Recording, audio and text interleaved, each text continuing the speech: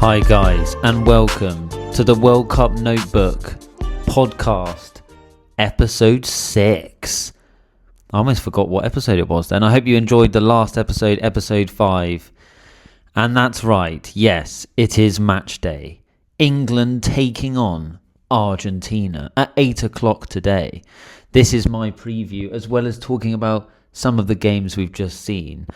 And I also have invested in some better updated kit in the microphone that I am using. So hopefully the sound quality should sound a bit better for the podcast. I want to give you guys the best. Please, if you haven't subscribed to my YouTube channel, Aussie Gilbert, for all your latest footballing news and podcasts, and I'll keep you guys posted on what's coming out. And ring the bell for notifications. Give the video a like and a comment as well if you like, and tell me what you think of the podcasts so far. Always good to hear from you. So let's get into it. So Argentina are playing England.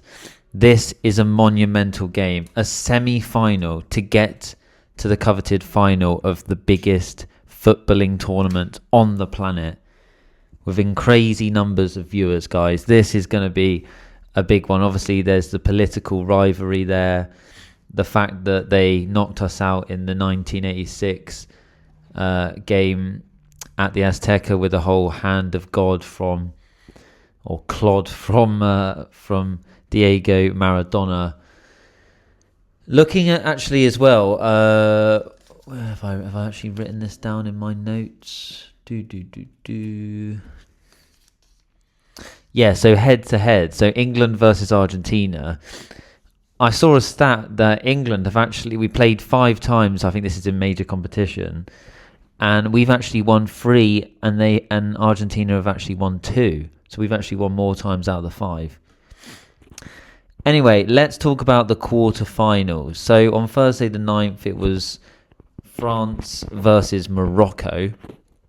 France did win that game 2-0 to Morocco.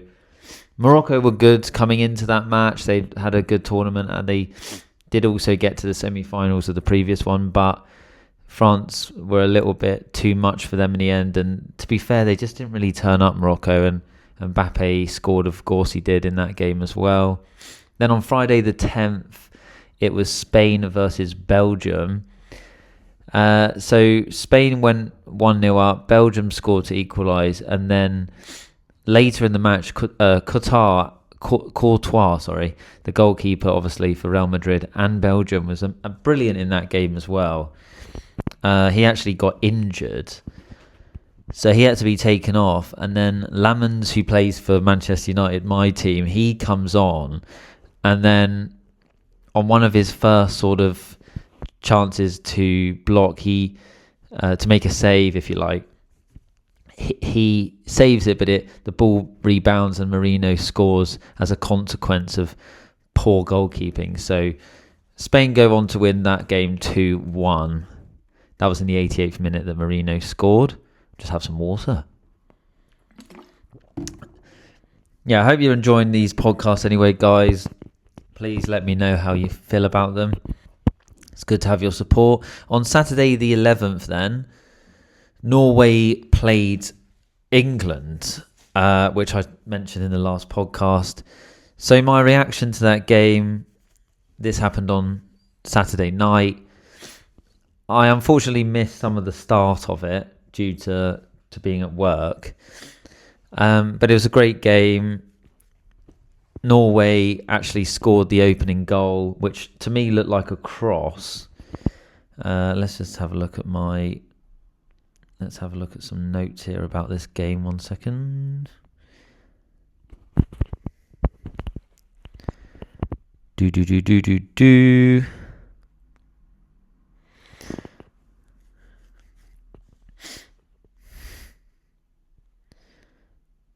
So they scored in the 36th minute, and then it was just 1-0 for most of the match. In terms of some of the stats, God, this is a confusing stat chart, I'll say that. I'll say that much. In previous heads-to-heads, actually, it was 2-2. I believe that was going into the match. 2 wins each. For goodness sake, it's not telling me. That's the attacking possession. I think we might have had slightly more possession overall, but yeah, it was quite close. In the second half, it looked like Norway had more possession. They were controlling the ball better. They were creating more chances. At times, we were sat in a low block. But they did score first from a corner that I believe was trying to get onto the head of Haaland, but it just went in the back of the net. And then in the 93rd minute, of course, Jude Bellingham came to England's rescue, scored a really nice goal using a bit of skill to get into that position. He was amazing for England. He is our talisman. He was in that game. I can't remember his stats now, but he scored almost as many as Harry Kane. In terms of his stats about like how many man of the matches he's had, it's something ridiculous. I think it might be like every game apart from 2 that he's had man of the match. And then Jude Bellingham actually scored just before half time. So I'm getting my information wrong here. So it was 1-1 going into the second half, and then Jude Bellingham scored just before the end of the game. Actually, no, sorry, it was in extra time. So it went to extra time. Jude Bellingham scored at the close to the start of the first half of extra time, and it just ended 2-1 basically, and we were hanging on. We didn't have our best performance in that game. Let's have a look at the attempts at goal. We had 14 total shots to their 13, 7 on target, and they had 4 on target. But they had more inside the penalty area, so fairly close overall on the stats, but yeah, it didn't really indicate how well we played, and wasn't really the best performance. There were some changes made as well, of course. Ezri Konsa was taken off, Nico O'Reilly was taken off, Declan Rice at half-time, as he still seems to be nursing an injury, and obviously he wasn't fully fit. Jude Bellingham was also taken off for Big Dan Burn, who made some good defensive stoppages. So yeah, he played quite well in defence, Dan Burn, when he came on. Gordon was taken off in the 71st minute, and Noni Madueke for Saka at half time. Kane was quite quiet in that game. It looked like that we might have had a penalty at one point, but that was ruled not to be a penalty. I think Kane might have scored that. But overall, not the best performance, as Thomas Tuchel said himself, but we got into the semi-final, and that's really what matters. And at the end of the day, it's knockout football, and it's all about winning at the end of the day. So then on Sunday, early hours of the morning in UK time, Argentina played Switzerland. That was a good game. That was actually quite close. It was 1-1 for most part of the game. However, Switzerland did... one of their players did pick up a red card. Let's have a look who that was as well. Sorry, I should have this a little bit more prepared for you guys.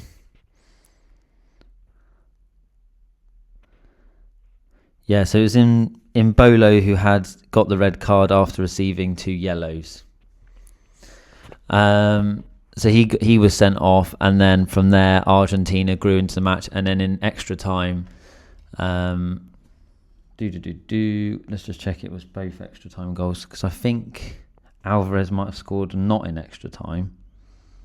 No, so they were both extra time goals. So Lautaro Martinez scored in extra time, and Julian Alvarez scored in extra time. So the game finished 3-1 to Argentina. And they had better attacking stats, Argentina. But yeah, overall, it was quite a close game. Obviously, Switzerland are a tough team to break down. So going into this match, Argentina versus England tonight, Argentina are looking good. However, there has been some controversies about the VR. We covered some of that in my previous podcast episodes.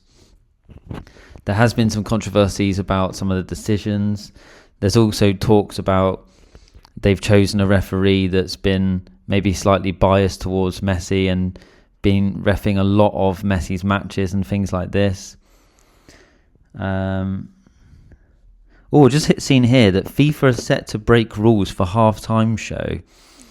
The laws state that the halftime break shouldn't last longer than 15 minutes. FIFA is set to break the laws by introducing a 30-minute halftime break during the final that will allow Shakira, Justin Bieber and more to perform. Well, we sort of already knew that anyway, but they're actually going to break the rules in order to extend that. And it's also talks that Morgan Rogers is going to be starting on the right for England against Argentina instead of Saka. Very interesting one that is. Not sure I agree with that. Maybe it's because Saka is nursing something there and he's not fully fit. But he did look good as an impact player against Norway in that game I've just been talking about. So there was a lot of changes in that Norway game, and we saw, I believe he played on the left. And then I think Eze went into Bellingham's position. Bellingham was moved around. So yeah, there was a lot of changes, a lot to talk about, but we don't have the time. So Argentina versus England, this is a monumental game to look forward to, guys. What can I say about it? One thing I don't think that England fans have been talking about is how good Julian Alvarez is. All right, he hasn't been fully fit, but he looked really strong in that game against Switzerland. You know, this guy's dangerous, linking up with, of course, the greatest of all time, Messi as well. And, you know, everyone's been talking about Messi, but we can't forget about Alvarez as well. He could seriously punish England. It looks like Konsa might start on the right. We'll have to see how that pans out. But all in all, this is going to be a tough game. For me, it's a 50-50 match. And my prediction is going to be, again, I'm actually going to go 2-2 again. I keep saying 3-2 to England. I do think it'll go extra time. I think it might go to penalties. And England, I'm just going to got to go with England, don't I? England's going to win on penalties. But it could really go either way. It could be like 2. I don't think it'll be 3-0 to Argentina. I could more see like 2-1 to Argentina. But it's such a hard one to predict if Argentina win. Or just in general, it's hard to predict. What more can I say? Look forward to it. We don't have the lineup yet. I hope I've covered most of the talking points going into this game. Hope you enjoy it, guys. Try and find a good place to watch it. Be there for your friends and family. It's going to be a monumental occasion. Come on, England. Let's get to the final and make history. The first final it would be since 1966. And Jude Bellingham has been amazing. I don't know if I've explained enough how good he has been for England. Everyone's singing Hey Jude already. And, of course, Harry Kane. And even Gordon's been playing his part. Rashford at times, although I personally want to see Rashford play more on the left. And defensively, we've got to be better.